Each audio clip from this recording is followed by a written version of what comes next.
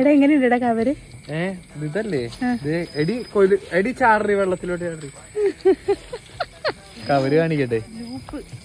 Hello guys, നമുക്ക് കവറില്ലാത്ത ഒരു cover കാണാൻ പോയാലോ? പ്ലാൻ ദാ നമ്മുടെ അലക്സയുടേതായിരുന്നു. കൂട്ടത്തിലെ കാലാവസ്ഥ പ്രവചക കൂടിയായിരുന്നു കേട്ടോ ഇദ്ദേഹം. അങ്ങനെ ഞങ്ങൾ 4 പേരും ഒരുമിച്ച് 2 വണ്ടിയിൽ തുടങ്ങിയ യാത്രയിൽ മഴ കാരണം ഞങ്ങൾ 4 പേരും 2 വഴിക്കായി. കൂട്ടത്തിൽ അലക്സ കൊട കരുതിയിരുന്നത് കൊണ്ട് ട്രിപ്സിനെ ഇങ്ങോട്ടേക്ക് കൊണ്ടുവരുന്നത് നിങ്ങളിപ്പോൾ കണ്ടുകൊണ്ടിരിക്കുന്നത്.